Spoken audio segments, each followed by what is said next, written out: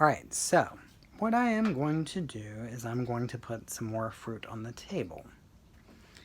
So let's say I want to do an orange. Orange is going to be kind of a light color, so I've got to make sure I'm not using a wash of orange. I don't want it to look transparent. I want it to look opaque, because actually I'm going to put it here so it's sitting closer, but based on the size it would be compared to those apples, it's going to be big enough to overlap that bowl a little bit. So the orange paint has to do the job of covering that up. Now the thing is, if you're using water-based paint like me, it's probably going to still show some other colors from behind it, but I'm not done painting this orange. It's going to have shadows, it's going to have light on it, so that's actually going to do the job of making it so that it covers up the rest of those colors that might be showing still. So here I notice the light is making the orange look super shiny because of the wetness of the paint. So I'm going to cut this off so that you guys can see what I'm seeing. So now I'm going to get some black on here and put a shadow on that orange. So I'm going to put it on the same side that it would be on the bowl and the apples, because the light's still coming from the same direction. So getting rid of the black paint now. I need to use a clean brush, and I need to blend that in to the color of the orange.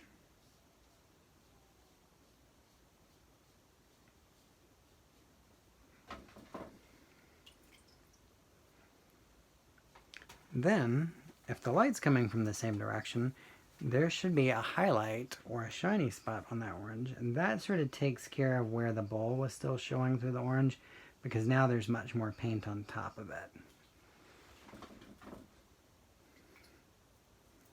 Now, you guys are probably thinking about this already, but in the forms that we practiced last week, we actually put shadows under the objects. Now, what I would recommend is you putting more fruit. So you're going to be placing things all over the table. I would do the contact and cast shadows when you're done with that, when you're done putting fruit on the table, because you don't want to sit there and make this perfect looking shadow for that orange, but then, oh, you're going to stick a pear right next to it that covers up that shadow anyway. So you're probably going to put more fruit on your table than I am, but I want you guys to not forget to put your contact shadow and your cast shadow. So I'm going to go ahead and include these to see how we would do that ahead. So here the orange is covering up where there would be a cast shadow coming off the bowl, but the contact shadow would create a little bit of a cast shadow, where if I pull this out from under there, by blending it in, you can see it fades away and gets lighter. The same thing would happen with the orange. So there would be a shadow coming off of that as well. So you guys will continue working. You'll be adding more fruit, putting things around. I would stick to round things. If you do a banana, that's going to require you to do some foreshortening. And that's something we haven't really practiced yet. So that might prove to be a little too challenging. If we were in the class in front of each other, I would definitely show you that, but I think that might be kind of hard to demonstrate through the video and you guys get it. So stick to round things.